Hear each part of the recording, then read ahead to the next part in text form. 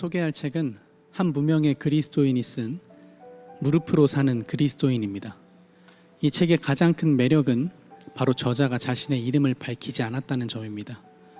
저자는 자신의 글을 통해 독자들이 하나님을 만나도록 이끌고자 했는데, 이러한 겸손의 태도가 책에 대한 깊은 감동과 여운을 더해줍니다. 우리의 인생과 사역이 실패하는 이유는 단 한 가지, 기도하지 않기 때문이다. 단순하지만 뼈아픈 진실입니다. 무릎으로 사는 그리스도인은 기도에 대한 책입니다. 저자는 이 책에서 기도가 얼마나 중요한지, 그리고 기도를 통하여 우리가 어떻게 하나님과 교제하고 그분의 뜻을 알아갈 수 있는지를 이야기합니다. 기도는 하나님과 교제하고 소통하며 대화하는 것이다. 무릎으로 사는 그리스도인은 우리에게 초대장을 건넵니다. 기도는 우리가 누릴 수 있는 최고의 특권이고 가장 중대한 책임이자 하나님이 우리 손에 주신 가장 위대한 능력입니다. 만약 여러분이 기도에 대해 더욱 깊이 이해하고 싶거나 혹은 기도 생활에 새로운 활력을 불어넣고 싶다면 이 책은 아주 좋은 길라잡이가 되어줄 것입니다. 무릎으로 사는 그리스도인을 통해 여러분의 영적 생활에 놀라운 변화가 일어나기를 기대해 보시기 바랍니다. 이제 말씀 속으로 들어가겠습니다.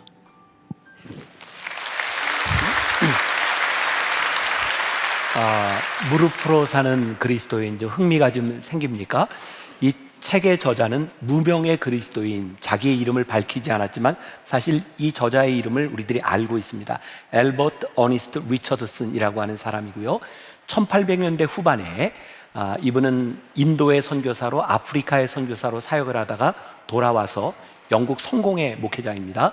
책을 쓰기 시작했어요. 후배들에게 책을 쓰기 시작했고, 이 무명의 그리스도인이라고 하는 필명으로 책을 썼는데 그 두 번째 책이 바로 오늘 무릎으로 사는 그리스도인입니다. 특별히 이 책에서는 기도에 대한 이야기를 하고 있습니다. 벌써 우리 주말의 명작 책을 가지고 말씀을 나누고 있는데 5번째 시간이 되었어요. 기억하시? 첫 번째 책이 어거스틴의 고백록, 두 번째 책이 찰스 스펄전 목사님의 구원의 은혜. 찰스 스펄전 목사님의 별명이 있었다 그랬죠. 설교의 왕. 그분은 설교를 무척 잘했고 또 많은 사람들에게 감화를 줬던 사람이기도 합니다. 지난주에 우리들이 나눴던 책이 뭐죠? 토마스 아켄피스의 그리스도를 본받아. 그리고 오늘은 무릎으로 사는 그리스도인이라는 책을 우리들이 함께 나누게 됩니다. 자, 우리들이 오늘 이렇게 생각할 것이 있습니다. 교회마다 가보면 슬로건들이 있어요. 표 같은 게 있죠. 우리 만나교회 슬로건은 교회가 이 땅의 소망입니다. 저는 교회가 소망이 되었으면 좋겠어요. 하나님을 믿는 공동체가. 그리고 미션 스테이트먼트가 있죠. 만나교회 미션 스테이트먼트, 하나님의 임재를 경험한 예배자들이 예수님의 말씀으로 훈련된 제자가 되어 성령의 능력으로 지역과 세상을 섬긴다. 제가 만나교회 담임 목사가 돼서 이 미션 스테이트먼트를 만들었지만 제가 늘 그런 생각을 해요. 그때는 내가 만든다고 생각을 했는데 하나님이 정말 역사해 주셨구나. 저는 이게 성부, 성자, 성령, 예배, 훈련, 섬김이라고 하는 것이 교회가 꼭 가져야 될 중요한 축, 교회의 목적이 무엇인지를 분명히 보여준다고 생각하거든요. 네, 여러분, 불행하게도 모든 교회가 그렇지는 않아요. 이건 내가 어떤 교회를 비하하거나 이런 게 아니에요. 그런데 어떤 교회 가서 이렇게 표어를 보면 저게 교회의 표어로 적절한가? 교회의 목적이 저래도 되는 것인가? 라는 의구심이 드는 경우들도 있습니다. 오늘 기도에 대한 부분도 마찬가지입니다. 우리가 기도에 대한 많은 설교들을 듣고 우리들이 기도하고 있지만 이 기도가 적절한가? 진짜 기도인가? 이 기도의 목적이 맞는 것인가? 이 부분에 우리들이 질문을 던져봐야 우리들이 올바른 그리스도의 삶을 살아갈 수 있다는 생각을 합니다. 자, 여러분들 마음속의 질문, 우리가 오늘 예배를 드리러 이 자리에 모였어요. 예배를 드리는 이유, 신앙생활을 하는 이유와 목적은 무엇일까요? 내가 원하는 것을 얻기 위해서 우리들은 신앙생활을 하나요? 아니면 하나님의 뜻이 이루어지기를 위해서 신앙생활을 하나요? 제가 여러분들에게 그런 표현을 종종 써요. 정직하게 양심의 가슴에 손을 얹고 생각해봐라. 우리들이 진짜 예배하는 목적, 우리들이 기도하는 목적이 무엇인가? 아마 정직하게 우리들이 이야기한다면 여기 있는 많은 사람들 가운데 내가 바라는 것을 가지고 오늘 여기에 와 있는 사람들이 있을지 몰라요. 오늘 이런 문제, 이 무릎으로 사는 그리스도인에서 이 무명의 저자는 오늘 우리들에게 기도의 목적이 무엇인지, 그리스도인으로 살아가는 것이 무엇인지를 우리들에게 이야기해 주고 있습니다. 저는 이 책을 보면서 그런 생각을 했어요. 기도에 대한 보편적 질문을 우리들에게 던져준다. 혹시 여러분들 가운데 어떤 중보기도 세미나에 가서 혹은 DTS 과정에 가서 기도, 중보기도에 대한 강의를 들은 분들이 있다면 이 책을 보다가 이 이야기가 여기서 나왔구나 라고 생각할 수 있는 그런 책, 기도에 대한 보편적인 질문과 답에 대한 이야기가 이 책에 나와 있습니다. 이 책은 그렇게 두꺼운 책은 아니고요, 어려운 책도 아니에요. 그래서 여러분들에게 한번 읽으라고 제가 권면해 주고 싶은 책이기도 합니다. 아무도 안 적네. 안 읽으려고 안 적는 건가, 머리가 좋은 건가, 아무튼 한번 읽어보시라. 그리고 짧은 책이기는 한데 이 책은 제가 이번 주와 다음 주 2주에 걸쳐서 설교를 하게 됩니다. 이유는 이번 주에는 기도란 무엇인가, 기도에 관한 것을 다루고 다음 주에는 이 기도의 응답에 대한 부분들을 다루게 됩니다. 그래서 이번 주에 기도 그리고 응답 이 두 부분을 다루면 우리 신앙에 굉장히 유익하리라, 그런 생각을 하고 말씀을 나누게 됩니다. 자, 기도에 대한 질문을 우리들이 한번 던져봅니다. 여러분들 한번 속으로 대답해 보세요. 기도하면 진짜 돼요? 속으로만 대답하라 그랬더니 진짜 속으로만 대답하네. 기도하면 진짜 되는가? 여러 가지 생각이 떠오를 것 같아요. 그래, 나는 기도하는데 응답을 받아서 하는 것도 있지만 우리들이 평생을 기도해도 우리들에게 응답되지 않는 부분들이 있어요. 사실 우리는 이 기도와 신앙의 신비에 대하여 우리들이 다 알 수는 없어요. 그러나 오늘 이 책은 우리들에게 보편적인 질문에 대한 답을 던져줄 수 있다고 이야기를 하고 있는 거예요. 자, 우리들이 신앙생활을 하면서 때때로 좌절감을 느끼는 때가 있어요. 어떤 때? 나는 이 정도면 경건하게 살았다고 생각을 하고, 나는 이 정도면 열심히 사역을 했다고 생각하는데 왜 내 인생에 이런 실패와 좌절을 맛봐야 되는가?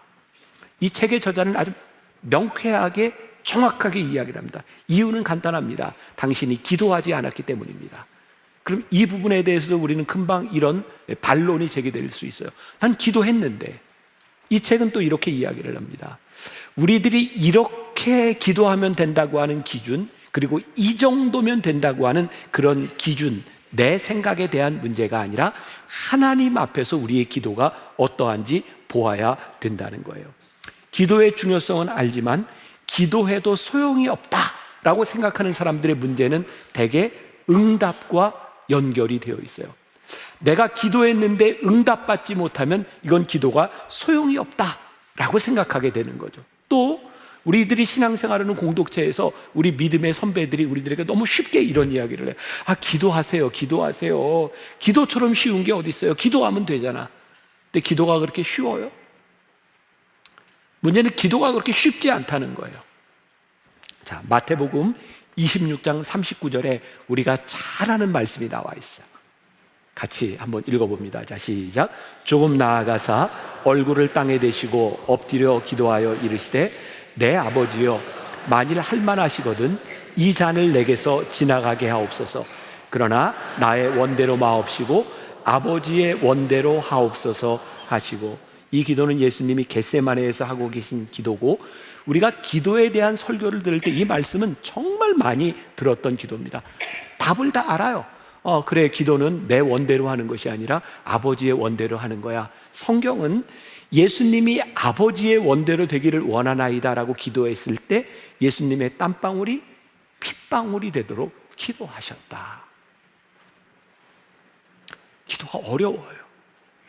그리고 내가 하나님의 원대로 되기를 원하나이다 라고 기도할 때 어쩌면 우리들의 땀방울이 핏방울이 될 만큼 어려울 수 있다는 생각이 들어요. 이건 다 그렇지는 않겠지만, 만일 우리가 기도하는데 나는 기도가 쉬워, 기도가 늘 즐겁기만 해, 기도 너무 좋아 라고 이야기하는 사람이 있다면 이건 좀 잘 이해하고 들으세요. 어쩌면 우리들이 원하는 것을 그냥 기도하기 때문에 우리는 너무 쉽게 기도하는 것이 아닌가. 굉장히 이율배반적인 이야기들이 계속 나오고 있어요. 우리들이 기도해야 되는데 기도는 응답이 되는가? 우리들이 기도해야 되는데 기도가 그렇게 어려운 일이라면 우리들이 기도할 수 있는가? 분명한 것은 육신의 몸을 입고 오셨던 예수님 안에 육신의 소욕이 있을 때 하나님이 원하시는 것을 기도하는 것, 그것이 쉽지 않았다는 거예요. 제가 지난해 여러분들과 함께 제자입니까? 라고 하는 시리즈로 설교를 할 때 제가 잠깐 언급한 적이 있는데 기억나시는 분 있는지 모르겠어요. 제가 오래전에 강남 금식기도원에서 매월 이렇게 설교를 하던 때가 있어요. 아주 오래전입니다. 강남 금식기도원에 오는 사람들은 대부분 금식기도를 하는 사람입니다. 근데 제가 지금 생각해도 참 아이러니한 건 강남 금식기도원의 밥이 너무 맛있어요. 근데 왜 금식기도원에서 이렇게 밥을 맛있게 했을까? 아직도 풀리지 않는 일이지만 어쨌든 제가 설교하라고 이렇게 강단에 서면 그 예배당에 있는 분들 중에 많은 분들이 금식하고 있는 상태입니다. 근데 제가 이런 얘기를 종종 했어요. 여러분들 중에 오늘 제 설교를 듣고 나면 금식을 딱 멈추게 될 이유, 멈출 수 있으리라고 생각합니다. 그러면서 제가 이렇게 이야기를 하죠. 혹시 여러분들이 금식을 하는 목적이 하나님의 뜻대로 원대로 살기 위해서 금식을 하십니까? 아니면 하나님의 뜻을 좀 벗어나려고 금식하고 있습니까? 그때도 제가 이런 표현을 썼어요. 정직하게 양심에 손을 얹고 생각해 보시라. 금식 기도원에까지 와서 인생의 문제를 가지고 금식해야 되겠다고 작정하는 사람들 중에 대부분은 수십 년 신앙생활을 하고 성경에 대한 지식도 알고 있는 분들일 텐데 이분들이 기도하는 목적이 무엇일까? 진짜 하나님의 뜻을 구하기 위하여 여기에 와 있는가? 아니면 하나님의 뜻을 좀 벗어나 보려고 여기에 와 있는가? 가만히 생각해 보니까 우리들에게 필요한 것은 하나님의 뜻을 묻는 것보다 우리들에게 자명하게 우리들에게 다가오는 하나님의 뜻에 순종할 수 있는 용기를 구하는 게 어쩌면 우리 기도의 더 정직한 모습일 수 있겠다는 생각이 들어요. 지난주에 제주에서 우리 교인들 여러 가지 행사가 있었어요. 그 리조트의 권사님이 어젠가 그젠가 저에게 이런 이야기를 하더라고요. 목사님, 제가 이제 새벽 예배 작정하고 가서 기도를 좀 해야 될 것 같아요. 왜냐면 이분이 굉장히 바쁘게 살아가다 보니까 스피드 티켓을 너무 많이 뛰는 거예요. 그래서 기도를 해야 되겠다고. 이제 그 권사님한테, 권사님 기도하지 마세요. 그냥 천천히 달리세요. 아니, 천천히 달리면 될 일을 가지고 왜 기도하세요? 그럼 가만히 생각해 보세요. 우리들이 기도하는 내용들 가운데 하나님의 뜻을 모르기 때문에 기도하는 것이 아니라 사실은 우리들 마음대로 우리들이 원하는 것대로 살아가기 위해서 기도하는 것들이 없는지 보라는 거예요. 제가 조금 이따 다시 이야기하겠지만 바로 오늘 본문 말씀이 바로 그 부분에 대해서 이야기를 하고 있는 거예요. 우리들이 기도하지 않기 때문에 문제임과 더불어서 우리들이 잘못된 기도를 하고 있기 때문에 문제다. 그래서 이 저자는 제가 이렇게 해석을 합니다. 잘못된 기도는 기도하지 않는 것과 동일하다는 거예요. 자, 오늘 낭독을 조금 듣고 들어갑니다. 영적인 삶과 기독교 사역이 모두 성공하지 못하고 실패만 거듭하는 이유는 기도에 결함이 있거나 기도가 부족하기 때문이라는 것은 쉽게 증명될 수 있습니다. 얼핏 보면 이 말은 심한 과장처럼 들리겠지만 성경이 조명해주는 빛 안에서 이 말을 좀 더 숙고해보면 이 말이 사실이라는 것을 확신하게 될 것입니다. 아주 쉬운 글인데 이해가 돼서 이게 억셉트가 됐어요? 성경의 빛 안에서 우리들이 가만히 보면, 우리들이 묵상해 보면 우리들의 기도가 얼마나 잘못됐는지 알게 될 것이라는 거예요. 어떤 목사님이 이런 얘기를 했습니다. 제가 출처는 이제 기억이 잘 안 나요. 현대 교회의 문제는 여자들은 다 기도를 열심히 하고 남자들이 모여서 회의하고 의사결정을 한다는 것이다. 물론 이게 다 그런 건 아니겠지만 그런 경향이 있는 거예요. 예를 들어서 저희 교회 같은 경우에는 여자 장로님들이 꽤 많이 있습니다. 여자 장로님들이 의사결정기구에 들어와 있어요. 그런데 아직도 많은 교회에서는 여자들은 목사가 될 수도 없고 여자들은 장로가 될 수도 없다, 이런 규정들을 가지고 있어요. 아마 그런 교회에서 이야기를 했을 거예요. 그런데 보면 여러분들 생각하기에 장로님들이 기도를 더 많이 하는 것 같아요? 부인 권사님들이 기도를 더 많이 하는 것 같아요? 이건 일반화할 수는 없는 겁니다. 그러나 대체적으로 보면 여자들이 기도를 더 많이 하는 경향이 있습니다. 그런데 교회의 의사결정기구에는 남자들이 되어 있는 거죠. 어쩌면 우리 교회에서 일어나고 있는 많은 갈등과 분쟁과 문제들을 보면 의사결정하는데 기도가 반영되지 아니하고 기도하는 사람과 결정하는 사람이 따로 있기 때문에 일어나는 일은 아닐까, 그런 개연성이 충분히 있지 않겠어요? 제가 만나교회 30대 후반부터 이 교회 담임 목사가 돼서 인도에 갈 때 제가 지금 생각해 보면 그 어린 나이 때 제가 참 담대했구나, 그런 생각이 들어요. 왜냐면 그때 제가 우리 장로님들하고 저희 감리교회는 기획위원회라고 얘기하거든요. 당회라고 얘기를 안 하고 장로님들과 제가 모여서 이렇게 회의를 할 때가 있었어요. 그럼 제가 이런 얘기를 했어요. 저에게는 꿈이 있습니다. 저희 교회는 회의 시간보다 기도 시간이 긴 교회였으면 좋겠습니다. 근데 그렇게 얘기한 이유가 있어요. 지금은 우리 교회 안에서 상상할 수도 없는 일, 근데 어떻게 그런 일이 있을 수 있었을까? 예전에는 기획위원회 장로님들하고 회의를 하면 막 소리를 지르고 화를 내는 분들이 있는 거예요. 저는 그게 잘 용납이 되질 않는 거예요. 아니, 교회 일을 이렇게 의논하고 회의하는데 왜 화를 내고 소리를 질러? 그때 제가 30대 후반에 누군가 소리를 지르면 제가 이렇게 얘기했어요. 네, 우리 그만 기도하고 끝냅시다. 그냥 기도하고 끝냈어요. 그리고 그 다음 달 회의를 하는데 또 한 분이 화를 내고 소리를 질러요. 그럼 제가 또 똑같이 얘기했어요. 자, 우리 기도합시다. 오늘 회의는 여기까지 합니다. 그 다음에 회의를 하는데 어떤 분이 소리를 지르려고 하니까 옆에 있는 분이 잡아요. 회의 끝나. 그러면 안 돼. 그리고 이제 잡아요. 그리고 그 당시에 제가 장로님들한테 이렇게 이야기를 했어요. 우리 앞으로 이 회의를 회의실에서 하지 말고, 지금 우리 1층에 어머니 기도실이 있는데 옛날에는 어머니 기도실이 이 규모보다 훨씬 컸어요.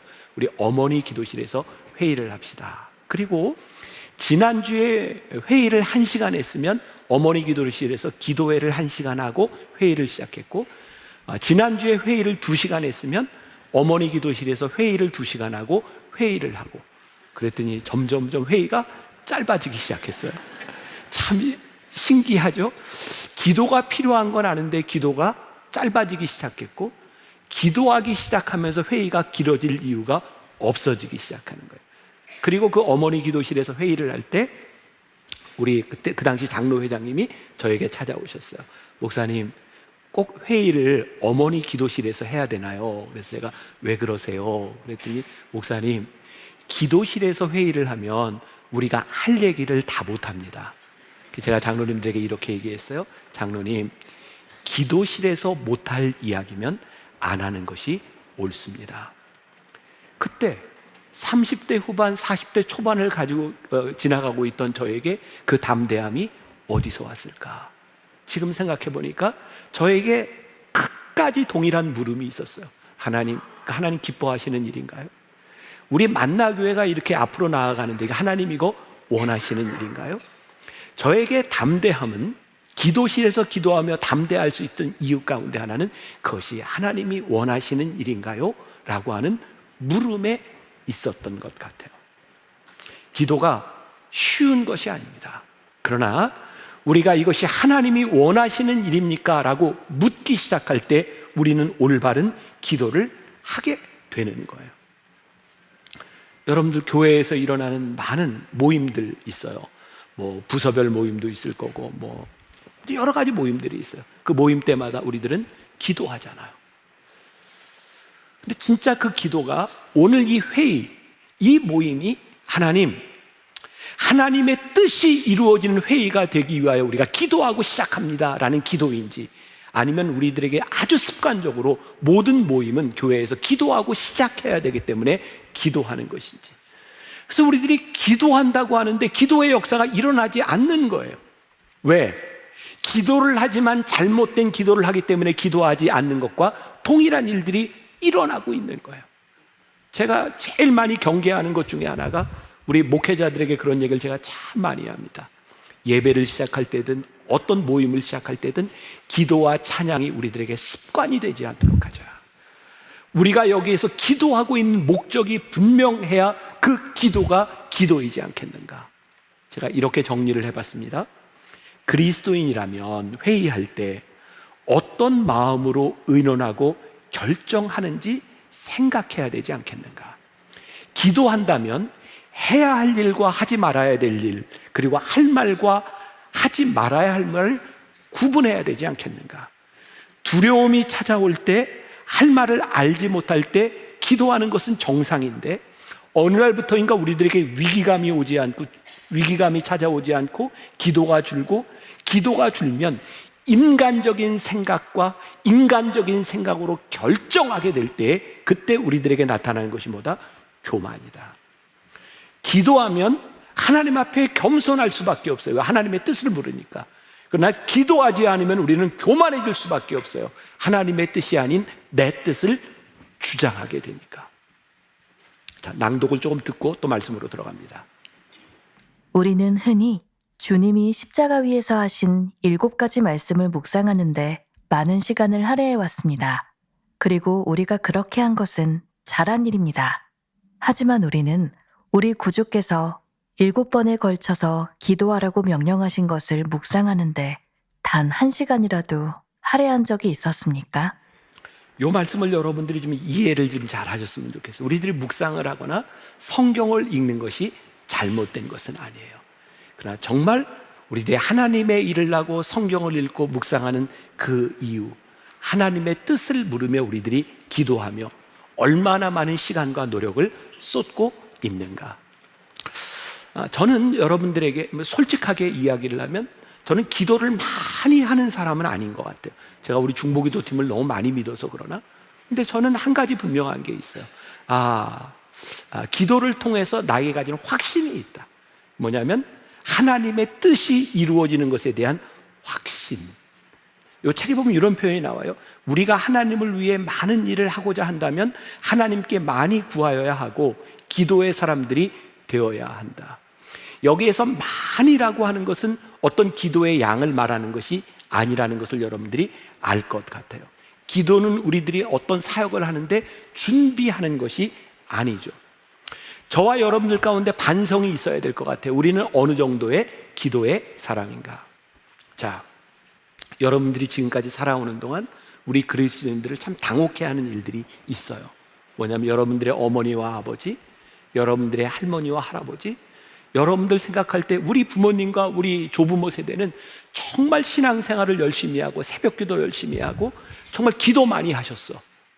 근데 우리들에게 참 용납하기 힘든 게 뭐냐? 그분은 왜 근데 그렇게 사셨을까? 그분에게서 왜 그리스도인의 모습이 나타나지 않고 그렇게 완고하게 살았을까? 평생을 그렇게 많은 기도를 했지만 잘못된 기도를 한다고 하면 그 기도의 양은 기도하지 않는 것과 동일한 일이에요. 오늘 여기에서 예배드리고 있는 우리들이 찬양하고 기도하고 있는데 오늘 하나님이 원하시는 것과 하나님의 뜻을 묻지 않고 우리들이 기도하고 있다면 오늘 기도하는 것만큼 우리는 훨씬 더 완고해질 수 있어요. 왜? 우리는 기도를 통해서 하나님의 뜻이 아니라 내가 원하는 것을 계속 주입하고 있는, 내가 원하는 것은 이것입니다, 나는 이런 사람입니다, 기도에도 변하지 않는 모습들, 정말 우리들이 올바른 기도를 하고 있는가에 대한 질문이죠. 그러면 이 책에서 이야기하는 기도란 무엇인가? 이 책 한 권을 통틀어서 나는 요 문장이 제일 좋아요. 그리고 오늘 여러분들 카드에도 넣어드린 문장입니다. 들어보겠습니다. 기도라는 단어는 하나님을 향하여 무엇인가를 기원하는 것을 의미합니다. 참된 기도가 구하는 것은 오직 하나님뿐입니다. 왜냐하면 우리에게 필요한 모든 것이 하나님께 있기 때문입니다. 기도는 단지 우리의 심령을 하나님께로 향하는 것입니다. 여기에 보니 이런 표현이 나오고 있어요. 참된 기도가 구하는 것은 오직 하나님뿐입니다. 우리가 정말 우리들이 기도할 때 우리들이 구하는 것이 하나님의 기쁨을 구한다면 우리가 필요한 모든 것들은 그분에 있다고 하는 것을 우리들이 믿는다면 우리의 심령이 하나님을 향해 갈 수 있어요. 자, 질문. 여러분들은 기도할 때 하나님을 구하세요? 아니면 내가 원하는 것들을 구하고 계세요? 어려워요? 근데 의외로 간단해요. 자, 뭐 예를 들면 이런 거예요. 저는 이제 설교자로서 예를 든다면 제가 이렇게 설교를 해요. 말씀을 준비하다가 어떤 사람이 생각나요. 내가 오늘은 이 말씀을 가지고 그 사람을 좀 때려야 되겠다. 설교할 때 그 사람을 보고 말씀에 좀 무너지라고, 또 야, 저 인간은 이 말씀에 좀 깨워줘야 돼. 그리고 말씀을 가지고 이렇게 질책을 하고. 다행스러운 건 제가 지금까지 한 번도 그렇게 설교를 한 적이 없다는 거예요. 왜? 하나님의 말씀은 하나님의 말씀입니다. 하나님이 일하시고 하나님이 역사하십니다.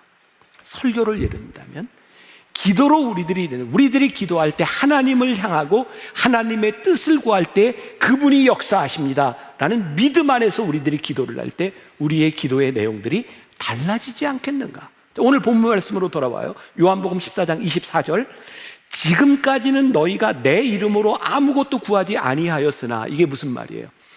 기도하지 않았다는 게 아니에요. 여전히 기도하고 있으나 너희들이 지금까지는 내 이름으로 구하지 아니했어. 그러나 구하라. 그리하면 반드시 너희 기쁨이 충만하리라. 뭐라고 이야기하고 있어요? 너희들이 이제부터 나의 이름으로 너희들이 구한다면 너희의 기쁨이 충만하리라. 기도가 어려워요. 힘들어요. 그런데 하나님의 뜻대로, 주님의 원대로 되기를 원하나이다라고 기도했을 때, 땀방울이 핏방울이 되는 기도를 했을 때 하나님이 우리들에게 주시는 기쁨의 충만함, 내가 하나님의 뜻대로 가고 있는 것에 대한 확신이 우리 가운데 들 때에. 그래서 기도라고 하는 것은 무엇일까? 제가 지난주인가 헨리 나우엔 이야기를 하면서 그런 표현을 쓴 적이 있어요. 기도는 하나님과 함께 한가한 시간을 가지는 것이다. 하나님과 교제하고 하나님과 대화하고 하나님과 소통하는 것이 기도이지 내 일방적으로 내가 원하는 것이 아니라. 이거 어려워요. 어렵게 생각하지 말자. 저는 좋은 예가 될 것 같아요. 제가 지금은 이렇게 탄천을 많이 안 뛰지만 예전에는 제가 매일 탄천을 뛰던 때가 있었어요. 탄천을 뛰는데 보통 제가 1시간, 1시간 반을 이렇게 뛰었거든요. 그럼 뛰다 보면, 야, 내가 이 시간을 좀 어떻게 의미 있게 보낼까 생각을 하다가 어떤 게 떠올랐냐면, 그래, 뛸 때 이렇게 할 게 아니라 기도를 하자. 그래서 탄천을 막 뛰면서 여기 우리 교인 집이 보이거나 여기 사업장이 보이거나 그러면은, 하나님 함께 해주세요. 하나님 저 사업장 잘 되게 해주세요. 이렇게 중보하면서 이렇게 뛰었어요. 제가 설교 시간에 한번 이 얘기를 했더니 우리 교인들이, 목사님 코스가 어디예요? 좀 글로 이사를 가야 되겠다고 막 이야기를 했던 때가 있어요. 근데 제가 진짜, 그래, 기도는 이런 거야. 하나님 저 성도 아시죠? 하나님 그 삶을 아시죠? 그리고 하나님과 함께 교제하고, 그리고 누군가를 위해 중보하는 것들이 정말 하나님 앞에 좋은 기도다. 하나님 이거 기뻐하시겠다. 그때 우리의 기도가 어때요? 기쁨이 충만해지는 거예요. 여러분들 솔직히 그런 경험 없어요? 내가 이런 기도를 하고 좀 찝찝한 때 없어요? 이거 하나님 들으시면 이건 진짜 아니야. 근데 우리는 여전히 기도하고 있어.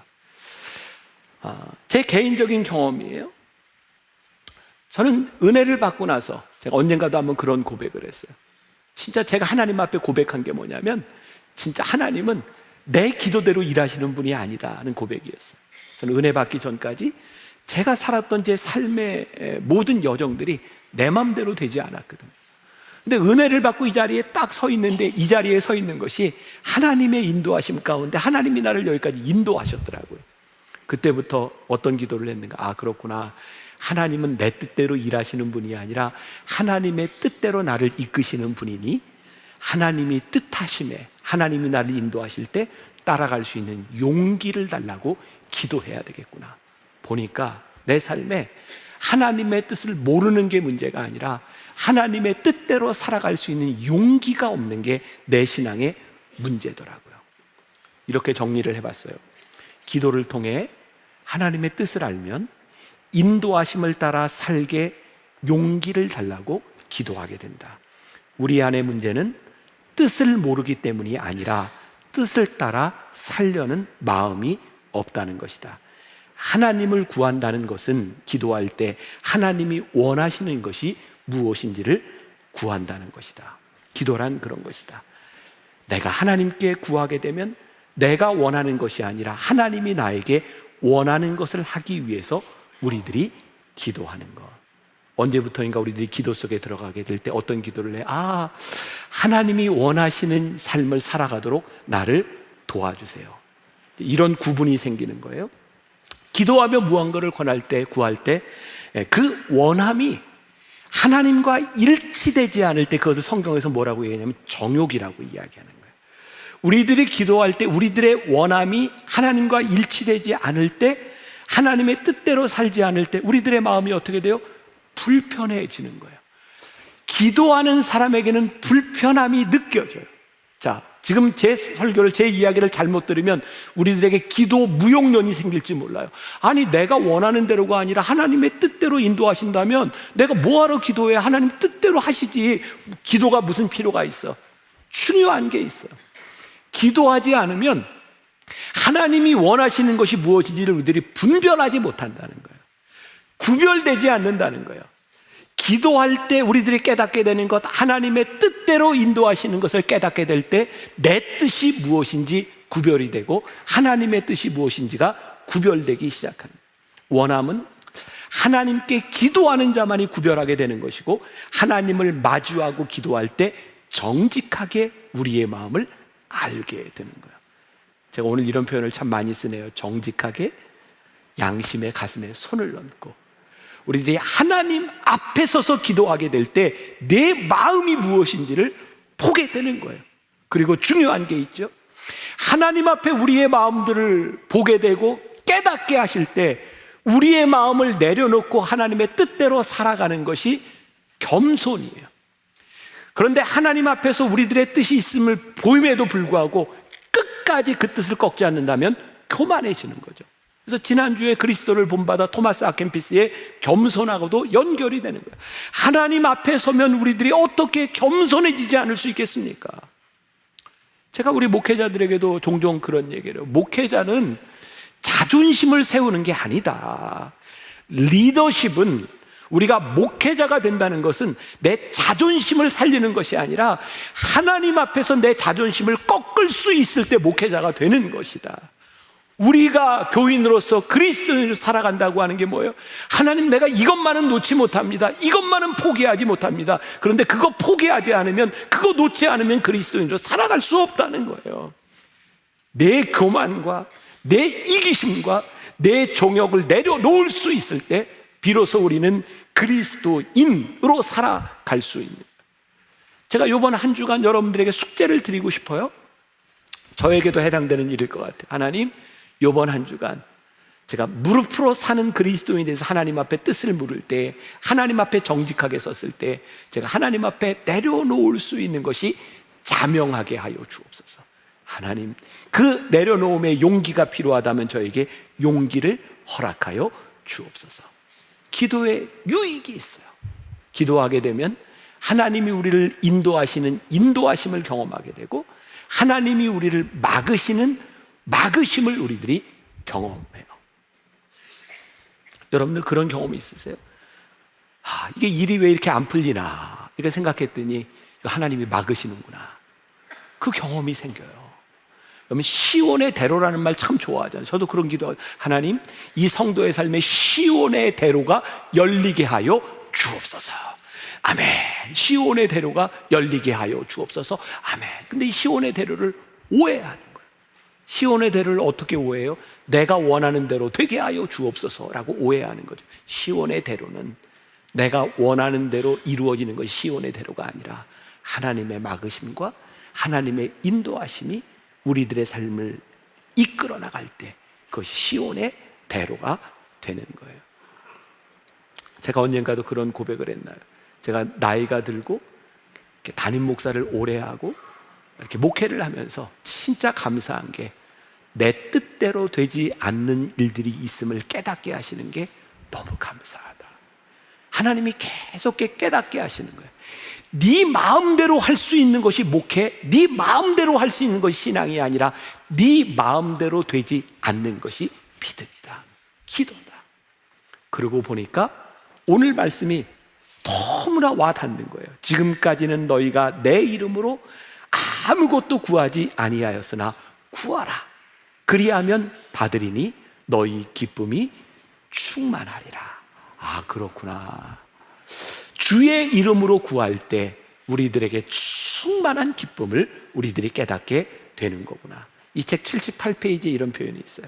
무릎으로 살아가는 그리스도인은 언제나 하나님을 발견하고 하나님에 의해 발견됩니다. 기도할 때 하나님이 어떤 분이신지를, 그리고 하나님 앞에 내가 어떤 사람인지를 깨닫게 될 때, 용기 있게 무릎을 꿇고 순종하게 될 때 우리는 그리스도인으로 살아가는 거예요.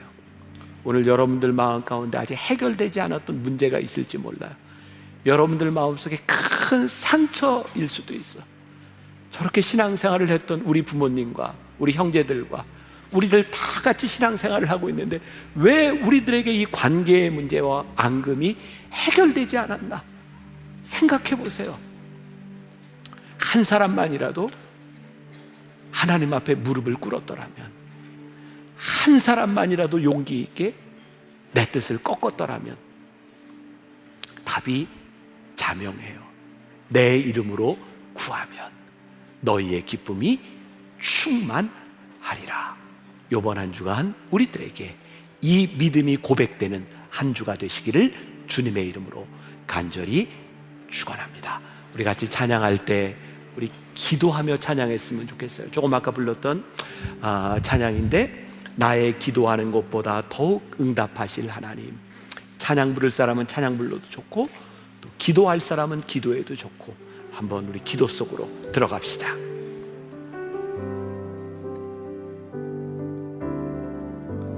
나의 기도하는 것보다 더욱 응답하실 하나님, 나의 생각하는 것보다 더욱 이루시는 하나님, 우리 가운데 역사하실 능력대로 우리들의 간구함을 넘치도록